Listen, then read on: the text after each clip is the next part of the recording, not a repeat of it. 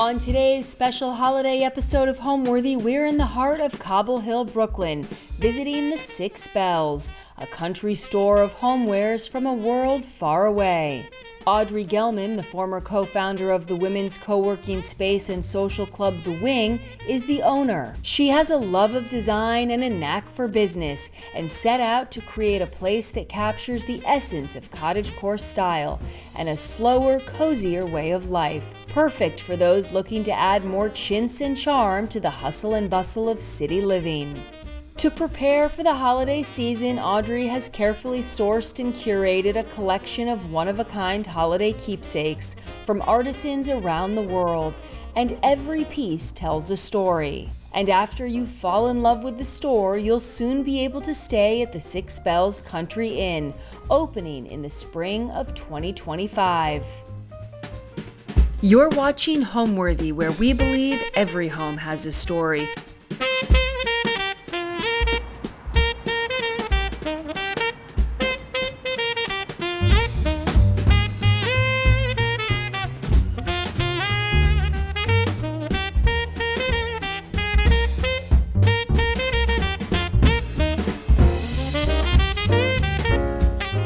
So Audrey, thank you for having us to the shop today. Of course, thank you for being here. And tell us about Six Bells and how this name and shop came to be. Sure. So I wanted to create sort of a new old country store. I was very inspired by, my grandfather's love of country decor and sort of treasure hunting, essentially. And so I wanted to create a brand that was inspired by American primitive country, British countryside, and sort of Central European folk design. And so it all kind of came together into a home goods store. And in the middle of New York City. Yes, exactly. So it's like, I'm definitely a city girl, but it's a country store. So where do you curate all of these fabulous items? The most fun part of the Six Bells for me is the curation and sort of the discovery. And I think for a lot of our customers too, it's like a source of discovery for them of new brands and, kind of like small, makers and husband and wife duos that make incredible ceramics and things like that. So it ranges from, these are hand painted and decorated egg ornaments from Salzburg. Oh my gosh. Yeah. So I randomly walked into, it was pouring rain, and walked into a shop in Salzburg that had hundreds of thousands of eggs in it, and then sort of tried to do Google Translate in German to beg them to let us import them. And so, these are incredibly special. In Italy. Love these. I feel like these are so British. Yeah. Or maybe I'm wrong. Well, they actually have a history of really coming from Ohio. Really? Yeah, they were Maine, sort of the Rosewood Pottery Company, and these sort of classic American spongeware design companies. So we made these in Italy.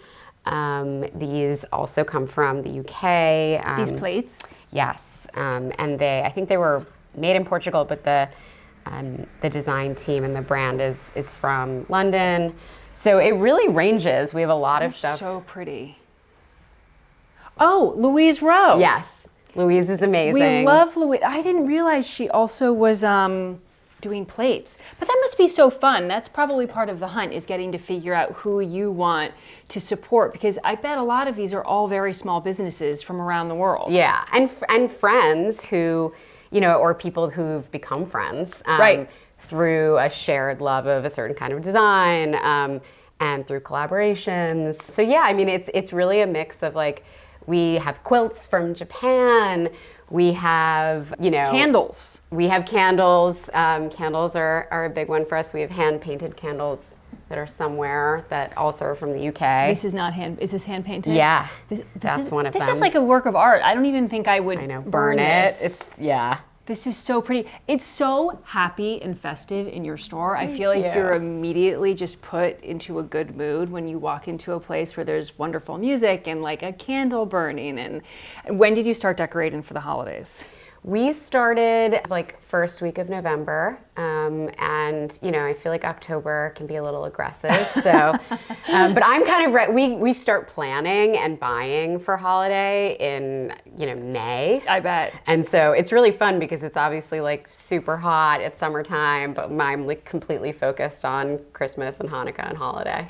I want to step back for a second before we tour your amazing shop, because you have an incredible career history. Founder of The Wing, the women's co-working space and social group. Then you were a part of an incredibly important presidential campaign. And now you are a shop owner, which is just the beginning phase of what's to come. But did you ever think that you'd be here? No, I mean, definitely not. But I think that like creativity and innovation is sort of at the core of what I love to do, but I'm agnostic in a sense about actually what the category is or the industry. So they're all the things I've done are all very different from each other. But I guess they're sort of all passions that are varied. And yeah, I mean, I love building businesses. I went to college and really wanted to work on political campaigns, and that's sort of what I did in my 20s. And it was incredible. You actually learn a ton about building businesses on political campaigns. You have to have like a message and fundraise and a street team and, and you apply that even to something like this. Yeah, and the pace is similar to a startup. It's very, very intense and ramps up very quickly. Yeah. And especially having brick and mortar today, I feel like a lot of shops are online, but to have an in-person store is like a real feat today. I mean, I really believe in, I think in-person experience for a brand is essential. I know that like obviously there's tons of brands that are online and it's a great and efficient way to reach customers. But yeah, like I believe in experiences. I believe that you have to touch and feel a brand. I'm excited that with the hotel we're doing, you get to literally sleep inside of it. Right. And yeah, it's a sort of escapist and I think three-dimensional way to build brands. Well, also having a store similar to having The Wing, it's you can build community. Even in a shop, and you can run into somebody and you can meet somebody and you can get to know your customer in a way that you can't do if you're just clicking purchase online. No, we definitely have like a local community, and yeah, there's a dog that like comes in every day. We have treats for him. Like there's great people in the neighborhood, but also online of like internationally a pretty large community of people who love this kind of design. Sure. And are interested and have sort of discovered us. And even though we're small in New York and they are, in the American South or, in Canada or in France, like, definitely connect with the design. Well, it's so unique, and to be able to celebrate small businesses around the country, I think is really special and not common these days. All right, how did you get the name? The Six Bells. It's all, everything sort of comes with the story. So, I was very interested also in this idea of like, what would it be like if you could like enter an Agatha Christie story? Oh, I love it. And shop. And because you love murder mysteries. I love murder mysteries and sort of like cozy country house, murder mysteries. And so there's a television show that's British called Midsummer Murders. It's on BritBox, it's on Amazon, and yeah, I'm like a hardcore fan. And so I dragged my husband to go on a tour of the filming locations throughout the Cotswolds. What a guy! Yeah, yes, it was a great show. He golfed too. Okay. But yeah, so, there is actually like a pub and inn called the Six Bells. Oh my God. Where they shot a ton of the episodes and is sort of like a mainstay in the show. And the way that these pubs get their names in these small like British towns is they name them after the number of bells that are actually in the church tower. Oh my gosh. So in this town, there's 6. In other towns, there's 8, or 4. So I just love the name, and I loved sort of the story behind it. So when you heard it, did you think this is the name of the shop? Naming is really hard. You go through I'm sure. pages and pages and lists and lists. And there was something, that was just sort of like simple and sweet about it that I loved. So this is the first 6 spells. This is the just the beginning. Talk to us about the hotel. It's not a hotel, it's an inn. How would you describe it? I would describe it as a country inn, and it's in the Hudson Valley, in a town called Rosendale, which is super sweet. It's almost like an old Western town. It's amazing. So the building itself has been a hotel or a boarding house since 1850, and it looks out over Roundout Creek, which is an amazing place in Rosendale. And it has 11 rooms, so it's very quaint. Oh my gosh. It's going to have a restaurant with sort of traditional country food and a store. And also the rooms themselves will be decorated with a lot of different things from the 6 spells. So you get to experience it. And if you want to take a piece of it home with you, you can. You are an incredible entrepreneur. Like, unbelievable. I mean, how do you dream up all of this stuff? I don't know. I think like you have to just like you have to like think of the craziest thing and then work your way backwards from there. Is that how you do it? Sort of. I think like with coming up with ideas, that's the way to do it. And then you see like, okay, what can you actually execute? And then you grow. Is the hotel going to be the same name? Yes, it's called the 6 Spells Country Inn. And when are you opening? We are opening in spring 2025. And I was just there yesterday, planning the menu and construction stuff. Yeah. And it's also going to be like walking into an Agatha Christie home. Yeah, I mean, I think that there's something really like it's an escape, it's an experience. Like we're gonna do murder mystery weekends. Oh my gosh. We're gonna do, it's not gonna be sort of like your traditional like, Scandinavian designed hotel. And it's gonna be fun. Like I think that the thing that I believe in is creating experiences where you don't necessarily feel intimidated. Mm-hmm. It's not, there's something that's accessible about it and fun, I think, most of all. I would love to tour more of this happy shop. Where should we start? Should we start by the tree? Sure, yeah. It's the, center of the universe. Is this your wrapping paper?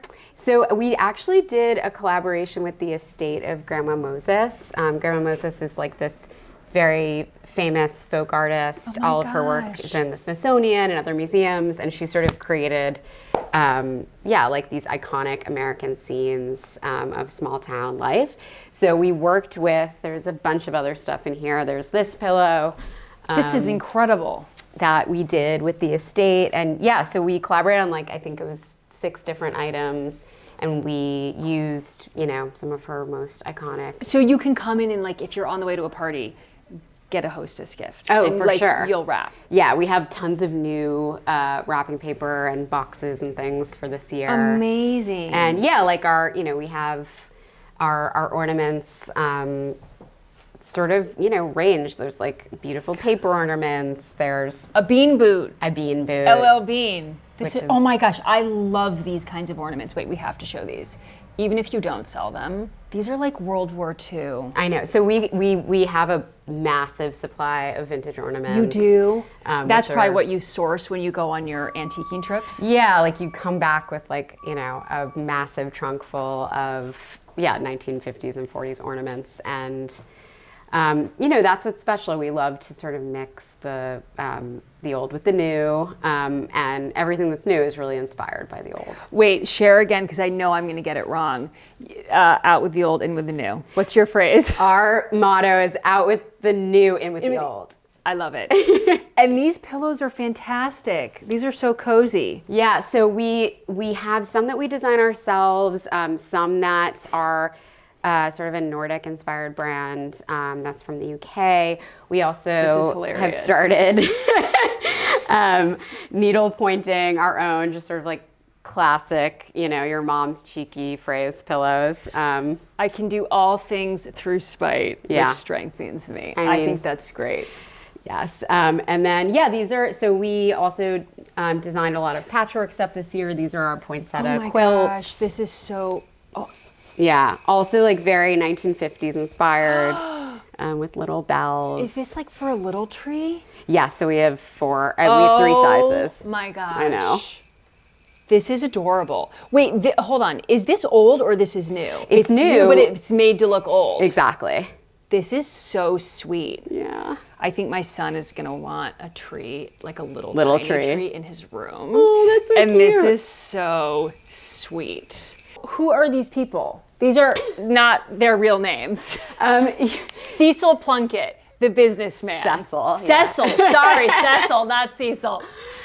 So yeah, you know, a kind of fun thing that I have never seen done is, you know, in the sort of spirit of the Agatha Christie murder, we invented this pretend town where there's the, you know, inn and shop, the Six Bells, and then there's sort of a whole different world around it. We had a town newspaper, and there's different characters, and there's sort of scandals in the village and things like that. So we're going to be doing more with it at the hotel. It's, you know, silly and different. But So are these characters in your town? yes. Harriet Swinburne, she's the mystery writer. Yes. Yeah. So we have a town gossip. We have a magistrate. I love it. You've got the village rabbi, Haskell Frumkin. Mm-hmm. And you've named all these people. I have. And yeah, so it's unusual, but it's fun. And I think that, you know, building, sort of a storyline around something gives you a lot more to play with. And it's, Who would you be?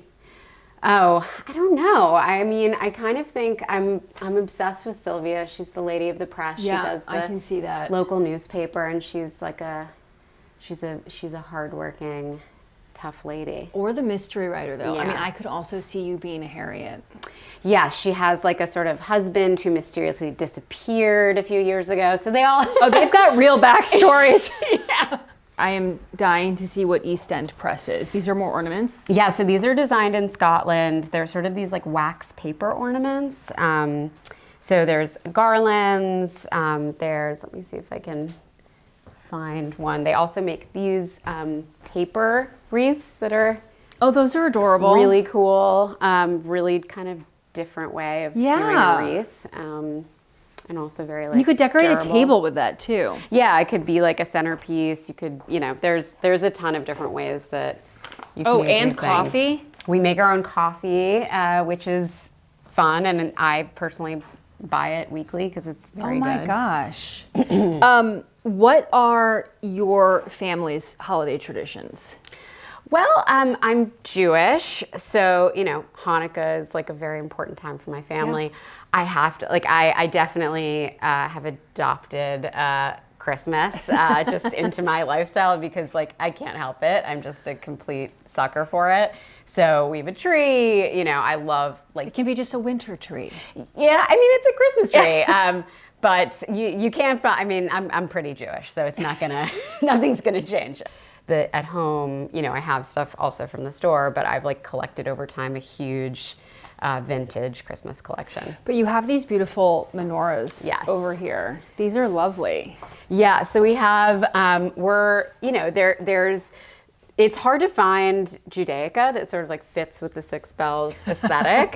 So you can start making it. That's what we're gonna do, actually. Yeah, we are, because there's definitely a need. But we have, these are like these beautiful, almost like toile designed menorahs, and then we also have. Those are so beautiful. Yeah, really Again, beautiful. I don't even want to burn it. We also have like we do these like hand painted cookies or hand iced cookies. A woman in North Carolina makes them. They're not here yet, but they're incredible. And there's Hanukkah ones as well. I love those kinds of things. They're like pieces of art. You You can freeze them. You can. That's really special.